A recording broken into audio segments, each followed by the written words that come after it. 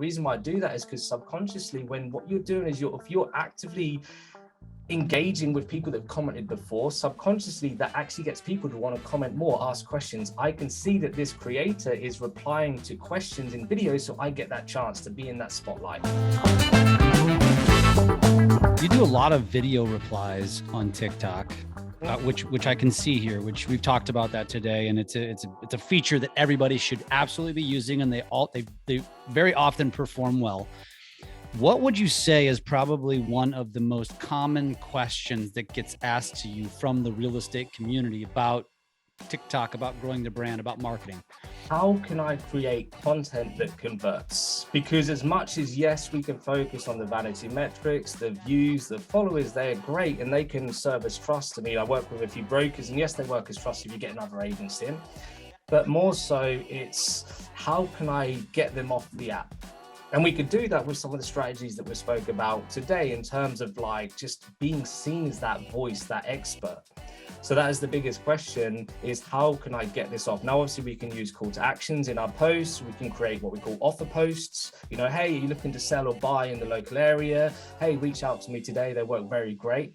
And in terms of the comment replies, Jeff, the reason why I do that is because subconsciously, when what you're doing is if you're actively engaging with people that have commented before, subconsciously that actually gets people to want to comment more, ask questions. I can see that this creator is replying to questions in videos, so I get that chance to be in that spotlight.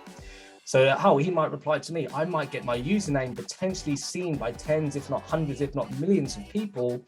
And it's that kind of lottery factor. So it actually gets them to want to comment more. And that's why as a style, I find that to be a more successful posting style. And also, real estate professionals, time is money, right? Time is money. So when it comes to sitting there and actually replying to a comment thoughtfully versus you're only just putting in on paper what your thoughts are in your head, get those thoughts out, because you're just building that closer connection. They're seeing your face, and the power of a face, the power of a voice on TikTok is going to increase that memorability as well. So for me, it's a lot easier to just quickly record my first response. It's increasing the touch points that people have with me, when we know there's 7 to 8 touch points between when people actually see you for the first time that want to take that action. So that's an increased touch point as well. And it just saves me time than having to sit there and fiddle around on my phone thinking about it. Because again, often that translation of what's going on in our head and what's going on in our thumbs is a completely different story. So I just want to get that out as quickly as I can. And that's why I choose to do that way. And it's also a great example. I've got over 670 drafts, and they're all just comments that I need to go back. So I've basically got enough content to post 2 times a day for the next 335 days, if my math is correct. Wow. He's gonna surpass you, Tristan, in how often he posts. Well, how often are you posting daily? One official post, or 3? So I schedule 30 minutes a day, and in that 30 minutes I record anywhere from 5 to 8 posts in that 30 minutes. So what I'm always doing is making a batch creation, but in terms of myself, it's anywhere from usually 2 to 4 posts a day. And are you creating natively in the app? All the time, except for when I'm doing my walkthroughs or my tutorials. That's when I use an external app, because it's more so for screen recording as well, and add in stickers or fancy backgrounds to evoke trust.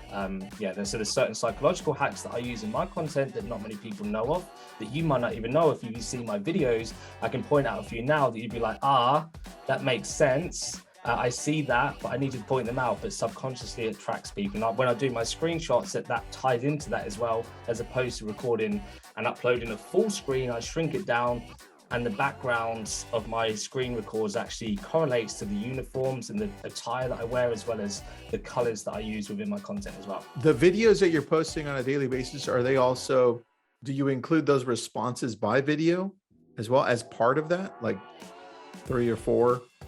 Yeah. So that's any piece of content. So you can classify that as like a green screen. You can do that as a tips video, comment reply. It's all classified as a video. So perfect. Yeah. Cool, man. So what are you looking to change up in the next few months that's got you excited? For me, it's going with, so in terms of, do you mean as in like business, personal level, or TikTok level? TikTok level and personal level, both. Okay. So on a TikTok level, what's getting me excited is the push to 1 million. That's really exciting because my goal is to serve and to help 1 million people. It's always been like a goal of mine. So that's on a personal level, and to continue to help more people.